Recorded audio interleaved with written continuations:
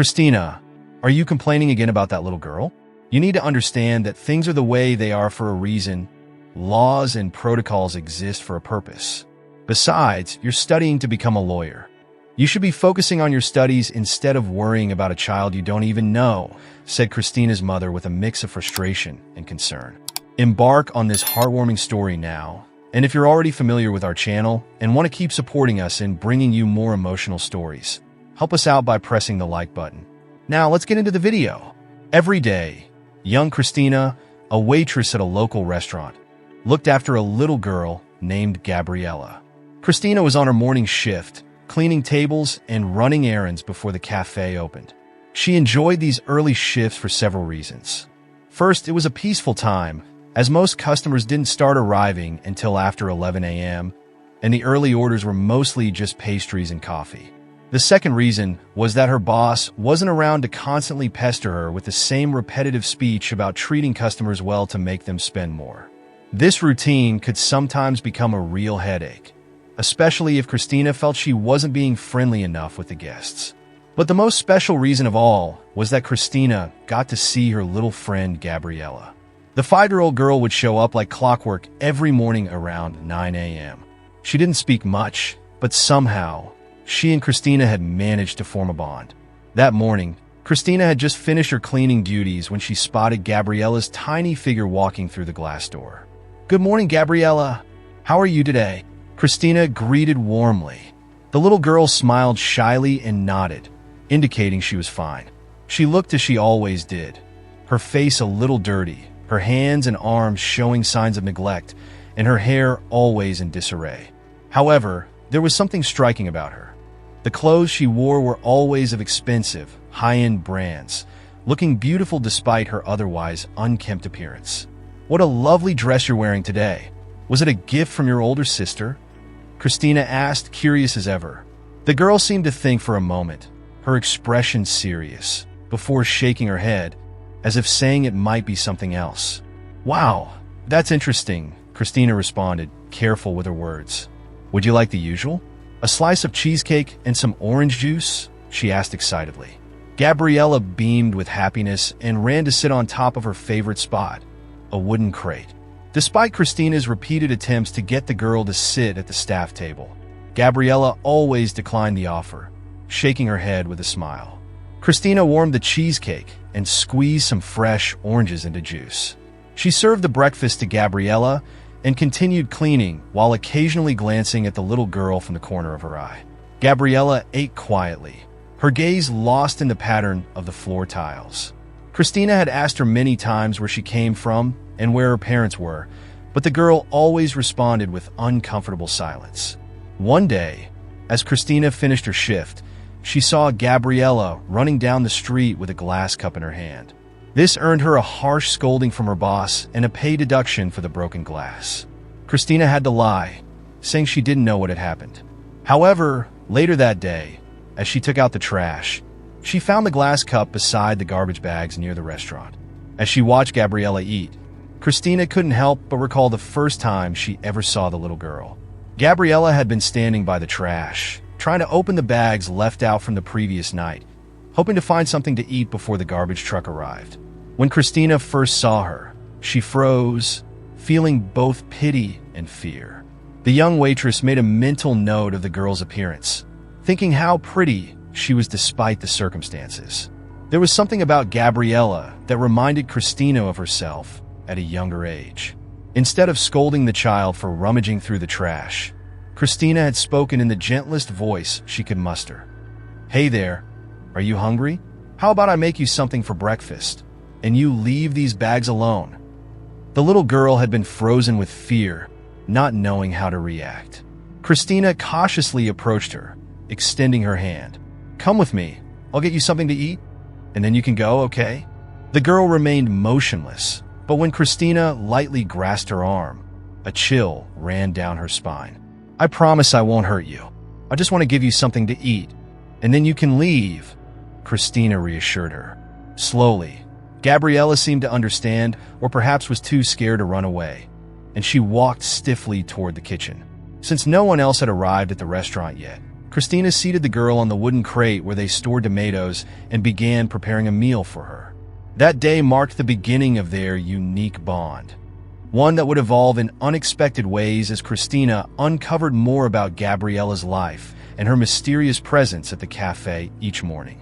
Christina took one of the leftover pastries from the previous day and warmed it up. As she waited for the orange juice machine to finish squeezing fresh juice, she carefully prepared the tray for the little girl. When she handed over the food, the girl stared at it with uncertainty, her eyes filled with fear, not knowing what to do. Sensing the hesitation, Christina gently smiled and reassured her. "It's okay. You can eat it." Still frightened, the girl took a cautious first bite of the pastry, glancing up at Christina for approval. When she saw the warm smile on Christina's face, she gained enough confidence to finish the entire treat. "It looks like you were really hungry. What's your name?" Christina asked softly.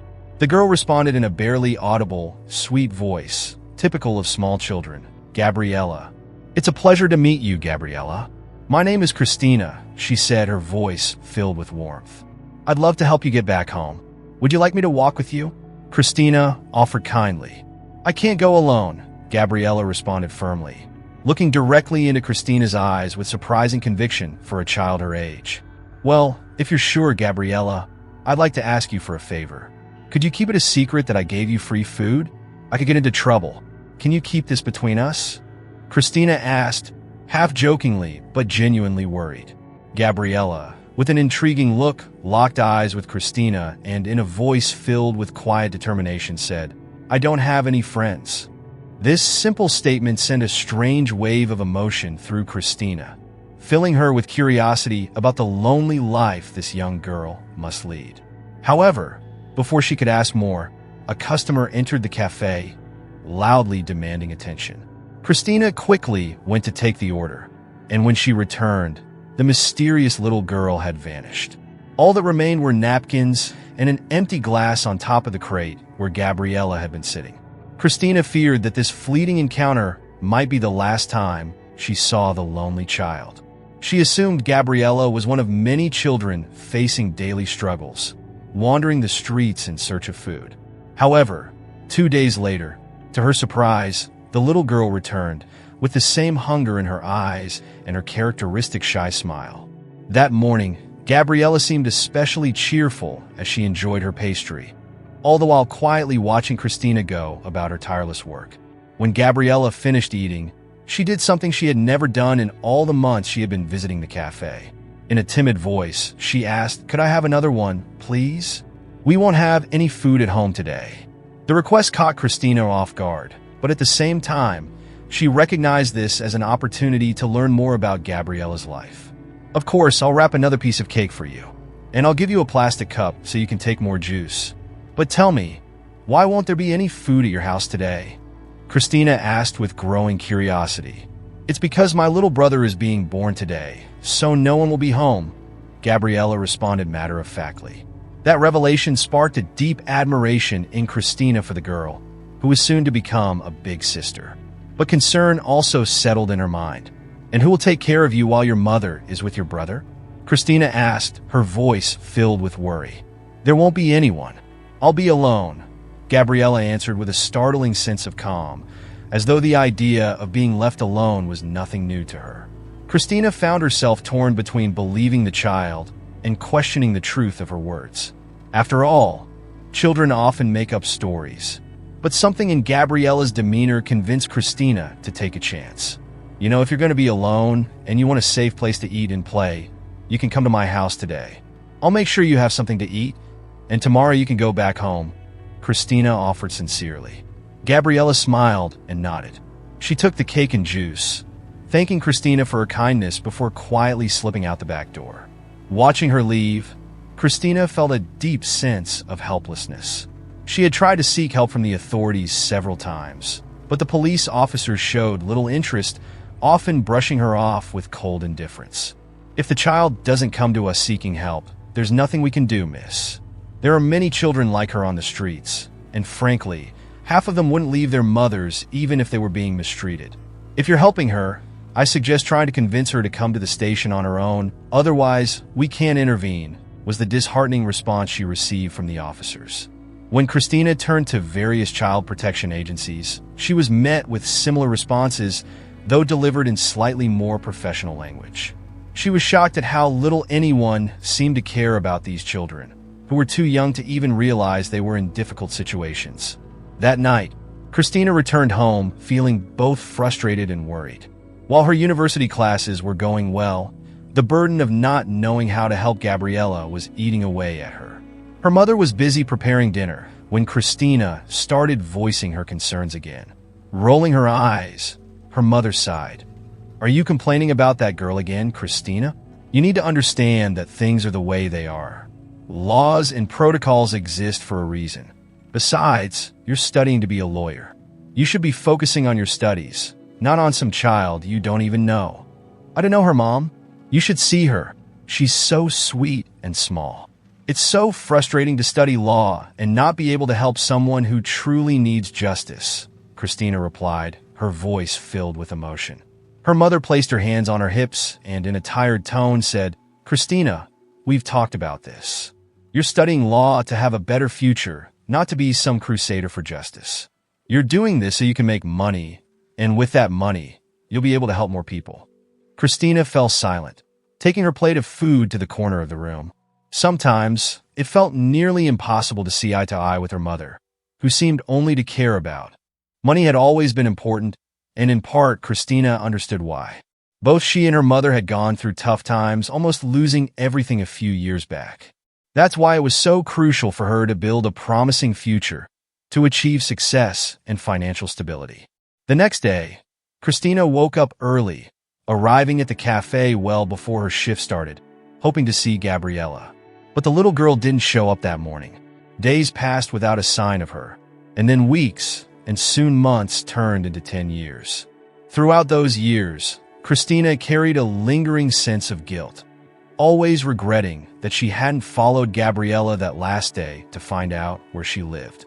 Life went on, and as promised to her mother, Christina secured a job at a prestigious law firm that specialized in handling cases for wealthy families and businesses. She worked tirelessly to get there, and she loved her job, although at times she missed the peaceful mornings in the cafe. One day, while walking toward her office, a woman elegantly dressed, accompanied by a young boy of about 9 and a young assistant, entered the law firm. "Good morning. My name is Denise Angelou, and I've come in person to discuss my case," the woman said confidently. "I am being sued by my daughter, who has apparently lost her mind and wants to make me pay a large sum of money over these ridiculous claims of abuse." Christina smiled professionally, gesturing for them to sit. "A pleasure, Mrs. Angelou. Let me ask, is your daughter biological or adopted?" she inquired, glancing over the initial documents. "My husband and I adopted her as a newborn," Denise replied, her voice cold and detached, but it seems that wasn't enough to keep her from clinging to fantasies about her real mother. "Luckily, not long after, we were able to conceive our son, Fabiano. We've always provided for her, given her the best education, fulfilled all her needs. My only wish is for this misunderstanding to be cleared up quickly, so it doesn't affect my son's reputation. He's about to debut as a violinist." Christina scanned through the legal action, which outlined accusations of neglect, mistreatment, and abandonment during Gabriella's childhood. After confirming that the family had no prior legal issues, she spoke again. "Mrs. Angelou, in cases like these, it's often best to settle out of court. If we can come to a financial agreement, it could protect your son's reputation and give your daughter a portion of what she wants, without the matter becoming too public or the amount being too high," Christina explained. Denise gave Christina her daughter's contact information for the meeting, then left. Christina immediately instructed her secretary to set up a meeting with Gabriella. 3 days later, a striking young woman entered the law firm, accompanied by her lawyer. When Christina went to greet them, something stirred deep inside her as she looked at the woman. She couldn't place the feeling, but it was as if a memory long buried had resurfaced. "Good morning. My name is Gabriella." The young woman introduced herself, extending her hand. Christina shook her hand, almost in shock. Could this really be the same little girl from all those years ago? Her mind raced, but she didn't know how to ask without seeming unprofessional. Before she could say anything, Denise appeared in the hallway, and the meeting began. "My demands are simple," Gabriella started, her tone calm but firm. "I'm willing to reduce the financial amount I'm requesting and drop the lawsuit entirely if Mrs. Angelouni agrees to tell me the full truth about my adoption, including my birth parents' names." Denise pursed her lips, clearly annoyed. "That again, Gabriella? I've told you countless times. We don't know who they are. Everything we've ever told you is the truth, even if you refuse to believe it. You were born to us, in a way. Our biological daughter was stillborn, and then a woman appeared, carrying you in her arms, offering us a chance to adopt you if we paid her. We agreed, of course. We had to pay off nurses and security, but she never told us how to contact her or who your biological parents were. That's the entire truth. We named you Gabriella after our stillborn daughter." Gabriella's face tightened with anger. "That's a lie. You never cared for me. I ran away from the house because I didn't want to deal with your favoritism toward my brother. You're selfish, Denise," she spat, her voice quivering with suppressed rage. Denise, equally enraged, fired back. "I never neglected you, child. You were the one who couldn't handle having siblings. You've always been selfish." The tension in the room was palpable, and Christina, trembling slightly, knew she had to intervene. "Ladies, this anger won't get us anywhere. Let's take a short 3-minute break," Christina suggested, trying to defuse the situation. Denise stormed out of the office to get some water and calm down, while Gabriella sat with her lawyer, speaking in hushed tones. After a moment of silence, Gabriella, clearly overwhelmed by emotion, turned to Christina. "I'm sorry for how things got heated in there," she apologized, her voice softer now. Christina's mind was still racing. She couldn't shake the feeling that this young woman, Gabriella, was the same girl she had once known. Could it be? Had life brought them full circle in this unexpected way? "Did you, when you were little, ever go to a cafe in the northern part of the city to ask for food?" Christina asked cautiously, her heart racing. The young woman looked surprised, her eyes widening. "Yes. How do you know that?" Christina's face lit up with excitement. "Because I was the waitress there," she said, her voice brimming with emotion. Gabriella covered her mouth in shock. "I can't believe it. It was you. I always wanted to say goodbye, but my adoptive parents sent me to boarding school the day after Fabiano was born. You were the kindest person I met as a child." Christina's heart swelled with recognition. Even after realizing who Gabriella was, that deep sense of connection she felt to the young woman lingered. There was something more profound between them, a bond that felt far more significant than just a reunion between old acquaintances. But could it be? The possibilities seemed too surreal, almost impossible. "Gabriella, do you know the name of the clinic where you were born?" Christina asked, her voice trembling slightly. Gabriella reached into her bag and pulled out the documents she had collected about her birth. Christina's hands shook as she glanced at the paperwork, her breath catching in her throat. It was the same clinic, the same day, the day Christina had lost her own child. Years ago, when Christina was just 16, she had become pregnant by her boyfriend, who fled as soon as he learned about the baby. Her mother had tormented her throughout the pregnancy, constantly telling her that she had ruined her life and would never escape poverty with a child. When the day came for Christina to give birth, something went terribly wrong. She was told the baby was stillborn. Upon waking from the trauma, her mother refused to even tell her the sex of the child, insisting it was a blessing in disguise, a chance for Christina to focus on her own future without the burden of motherhood. Now, with all this new information in front of her, Christina felt the weight of the truth crashing down.